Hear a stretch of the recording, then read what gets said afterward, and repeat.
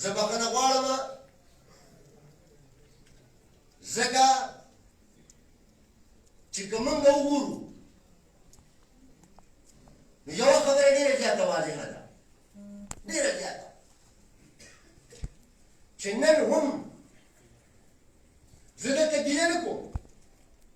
خو ستاسو د خاورې بعضې مشران هلته راشي تاسو ورته طالبان وایئ موږ ورته اجرتي قاتلان وایو اجرتي قاتلان هلته بیا د هغه اجرتي قاتلانو وکالت کوي نمایندګي کوي چې کله بیا موږ جواب ورکوو بیا پې بده لګي بده پې ځکه لګي او بده پې ولې لګي ځکه لګي چې جنګ د هغوی کاروبار دی په جنګ کې هغوی برخدار دي زه خلکو ته خواست کوم څنګه چې زموږ مشر بلور صاحب خواست وکړو دا په موږ کې چې اجرتي قاتلان پیدا کړي دي جوړ کړي دي او هغوی موږ له سکولونه روانوي تاسو له دلته روډونه روانوي اوس خو د سوشل میډیا دور ته موږ ګورو چې کله تاسو له پلونه روانوي تاسو له شفاخانې روانوي تاسو له روډونه روانوي په روډونو کې ولاړي او هغه خلک راکوزوي چې کوم د ملت سره یا د حکومت سره کار دی موږ په دې پوهېږو دغه حالت کم دی بیا داسې کار کوي چې هلته کوم شتمن خلک دی د افغانستان د ټلیفونونو نه هغه پښتنو شتمنو ته ټلیفونونه کېږي چې دوره بته راړه دوره بته راړه دوره بته راړه دا ټول مشکلات دا ټول تکالیف دا زمونږ او ستاسو په شریکه دي په دې کې بدله خبره نه ده که زه د پونیر اوسېدونکی یم د پونیر د اوسېدونکو د پښتنو حالت د ژوند او بیا ستاسو دلته د دې علاقو دا یو شان دی انسان په دې خبره حیران شي حیران چې دا د ازله پښتنو سره ولې داسې دښمني روانه ده دا ولې داسې نسل کشي روانه ده او دا د پښتنو نسل کشي ده ټول مشران تاسو دلته ناست شئ تاسو وګورئ د جرګو خلک یې مونږ کې پرېنښودو صحافیان مونږ کې نه پرېږدي ججان او وکیلان مونږ کې نه پرېږدي تعلیم یافته زنانه مونږ کې نه پرېږدي ماشومان مونږ یې نه پرېږدي ای مشرانو د جنګ به هم څه اصول وو د دښمنۍ به هم څه ضابطه وه دلته خو هغه ظالمانو قاتلانو هغه ضابطه شاته کړه هغه د جنګ چې به کوم ضابط اخلاق و هغه یې شاته کړو ماشومانو باندې حملې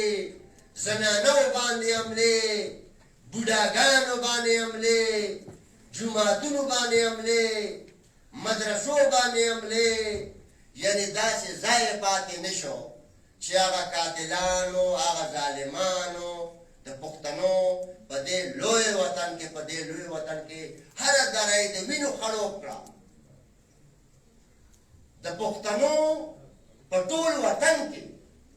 په یو کلي کې داسې مقبره یا داسې هدیره نشته چې په هغې کې د پښتنو د دې دهشتګردۍ شهیدان نی پراته په دې 40 کاله کې ستاسو مسله دا ده دې غاړې ده چې تاسو حکومت کې تاسو روډونه جوړوئ غیر روانئ موږ سره هلته دا زیاتې کوي چې که بجلي موږ پیدا کوو موږ له دغې منافع نه راکوي چې زموږ خپل حقوق دي هغه موږ له نه راکوي غواړو دا چې افغانستان سره وسطي ایشیا سره یورپ سره تعلقات برابر کړو هغه لارې راته نه خلاصوي او اوس یې پې دومره خاردار کار ولګوه دومره خاردار چې تاسو به ټولو لیدلی دا به څه کېږي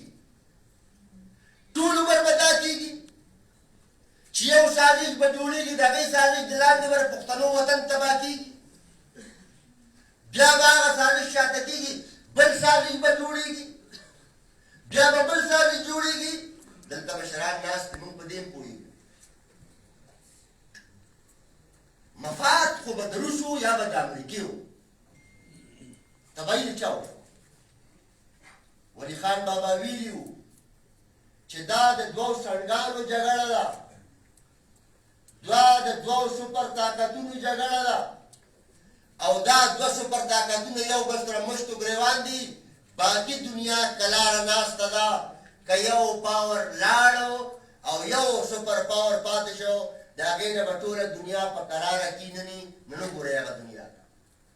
خو تاسو ته به یاد ولي خان ایټ د سیم ټایم دا خبره هم کړې وه چې دا چین چې دی دا به سپر پاور جوړېږي او امریکا به هم هغسې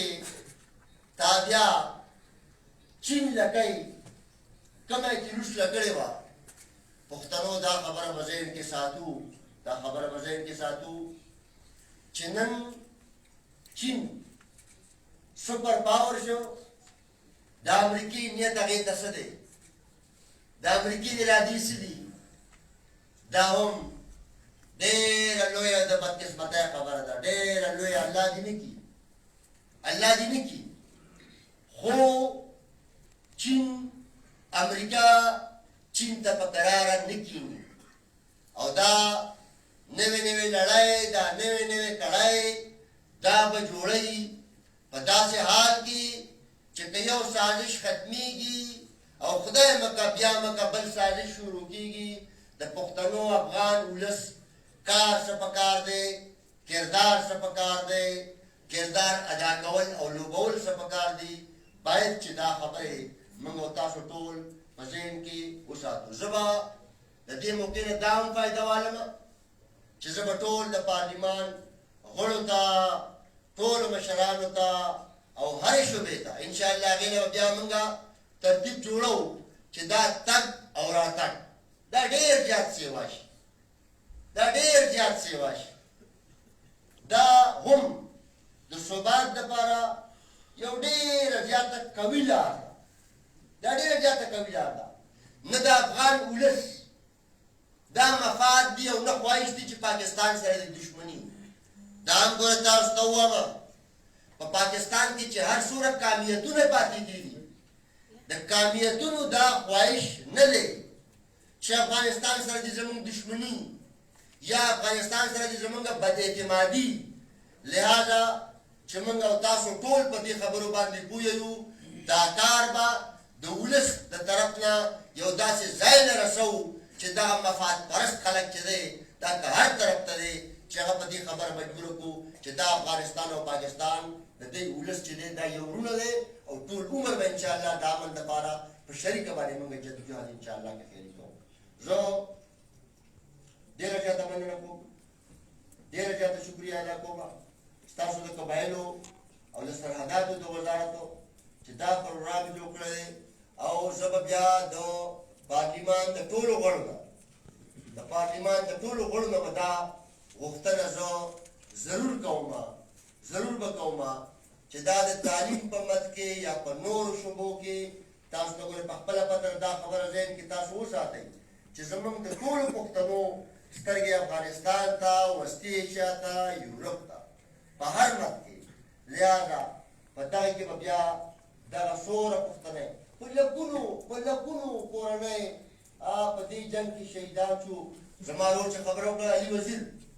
حال دا دی وخت ټیم دی، دا پښتون یې منې دی، علي وزیر پښتون یې منې دی. نن هغه لاس ته کړی دی، کړی ځکه چې اظهار یا رایې ازادي نشته. خبره یې کړې ده ولې په چا بدله کړي.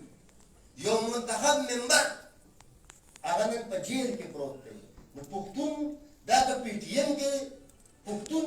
دا که عالم دی، پښتون دا چې هره شوبه کې دی. دې کسان ډېر مسلمان کوي، دې کسان هر څه هر څه کوي، خو چې دی پښتون دی، پښتون نو د ده په سر باندې هر ټیم توره ژوند نه ده. لہذا نه ترې په مسلمانۍ خلاصېږو، نه ترې په بله خبره خلاصېږو، هم په دې به ترې خلاصېږو چې په جار به دا ناره وایو چې پښتانه یو، افغانان یو، تر قیامته به افغانان یو، تر قیامته به افغانان یو. ډېره زیاته مهرباني، ډېره زیاته شکریه. مشر خصوصي توګه باندې حقیقت دا دی چې په دویم ځل دریم ځل باندې تاسو دا کانفرنس وکړو د دې ډېر لوی اثرات دي د دې به ډېرې ښې نتیجې راځي د مشر اسفندیار ولی خان صاحب د طرف نه په دې کانفرنس کې چې تاسو څومره ګډونوال یئ د افغان حکومت او ستاسو د ټولو سیاسي ګوندونو د قانونو د مشرانو د پارلمان د ممبرانو د صحافیانو ډېره زیاته مهرباني او ډېره زیاته شکریه د مشر اسفندیار ولی خان صاحب